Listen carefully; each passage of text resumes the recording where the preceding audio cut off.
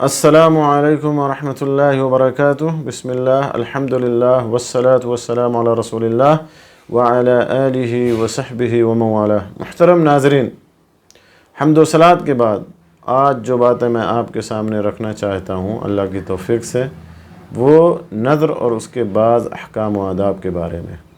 میرے دوستو، نذر کا معنی کیا ہے؟ نذر کسے کہتے ہیں؟ نذر کی کتنی قسمیں ہیں؟ نذر کا حکم کیا ہے؟ نذر کا کفارہ کیا ہے؟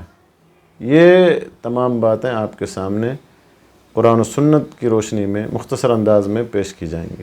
سب سے پہلی بات کہ نذر کا معنی کیا ہے یا نذر کی تعریف کیا ہے؟ تو جیسا کہ اہل علم نے بیان کیا ہے کہ نذر کا لغت کے اندر معنی ہے الزام اور عہد کا۔ الزام یعنی اپنے اوپر کسی چیز کو لازم کر لینا، اور عہد یعنی کسی چیز کا عہد و پیمان کرنا۔ اور اصطلاح میں نذر کا معنی ہے، جیسا کہ اہل علم نے بیان کیا ہے، کہ الزام المکلف نفسہ للہ شیئا غیر واجب، کہ کسی مکلف کا اپنے آپ پر اللہ تعالیٰ کے لیے خود سے کسی چیز کو لازم کر لینا جو کہ غیر واجب ہو۔ بعض اہل علم کہتے ہیں کہ اس تعریف میں غیر واجب کی قید لگانے کی کوئی ضرورت نہیں ہے، کیونکہ اگر کوئی کسی واجب کام کی بھی نذر مانے گا تو اس کی نذر صحیح اور درست۔ نذر کی قسمیں کتنی ہیں اور کون کون سی ہیں؟ تو میرے دوستو، اہل علم نے نذر کی کئی قسمیں بیان کی ہیں، لیکن اجمالی طور پر نذر کی دو قسمیں ہیں۔ ایک ہے نذر مطلق، اسی کو نذر منجز بھی کہا جاتا ہے، اور دوسری قسم ہے نذر معلق یا نذر مقید۔ نذر مطلق کیا ہے یا نذر منجز کیا ہے؟ میرے دوستو، کسی بھی نیک کام کو یا کسی بھی عبادت کو اپنے اوپر لازم کر لینا اور کسی چیز کے ساتھ اس کو معلق یا مقید نہ کرنا، یا کسی چیز کی شرط نہ لگانا، یہ ہے نذر مطلق۔ جیسے کہ کوئی شخص کہے کہ میں نذر مانتا ہوں کہ اللہ کے لیے 3 دن روزہ رکھوں گا، یا میں نذر مانتا ہوں کہ اللہ تعالیٰ کے لیے نماز پڑھوں گا، تو یہ نذر مطلق ہے اور یہ مشروع ہے، اور اس کا پورا کرنا واجب اور ضروری ہے۔ اور ایسے ہی لوگوں کی قرآن پاک میں تعریف بیان کی گئی ہے جو اللہ کے لیے نذر مانتے ہیں اور پھر اسے پورا کرتے ہیں۔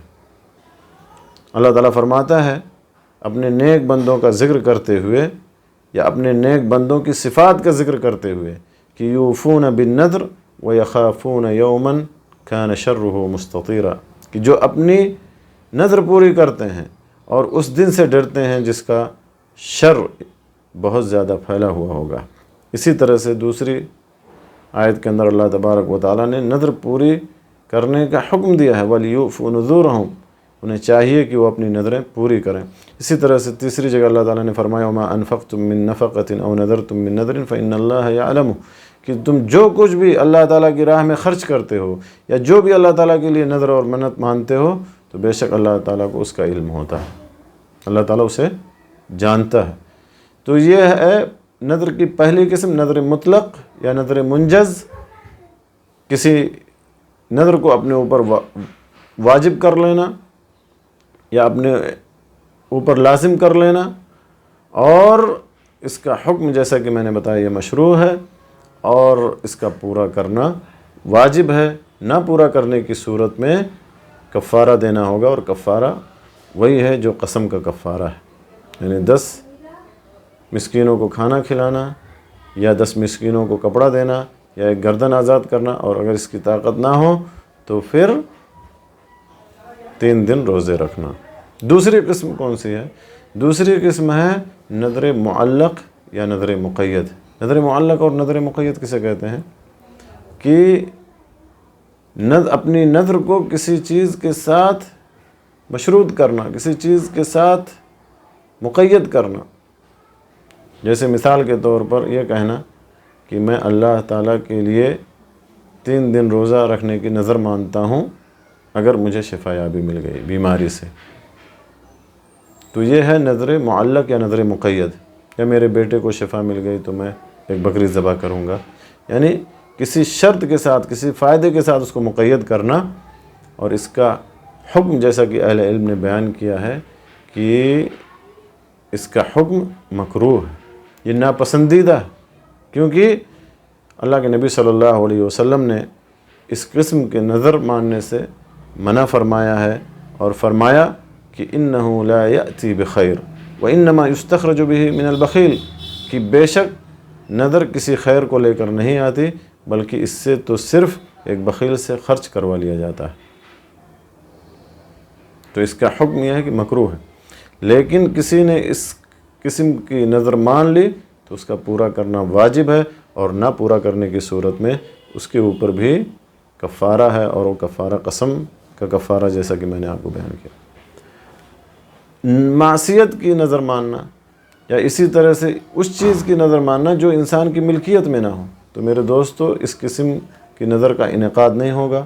یعنی اگر کوئی نظر اللہ کی معصیت اور اللہ کی نافرمانی کے تعلق سے مانے، یا ایسی چیز کی نظر مانے جو اس کی ملکیت میں نہ ہو، تو ایسی نظر منعقد نہیں ہوگی۔ البتہ کیا اس کے اوپر کفارہ ہے کہ یا نہیں ہے، تو اس سلسلے میں اہل علم کے درمیان اختلاف ہے، اور صحیح بات یہ ہے کہ نہ پوری کرنے کی صورت میں، یعنی اسے پورا تو نہیں کرنا ہے کیونکہ معصیت کی نظر ہے، وہ منعقد ہی نہیں ہوگی، لیکن اسے کفارہ دینا ہوگا، اور اس کا کفارہ قسم کا کفارہ ہے۔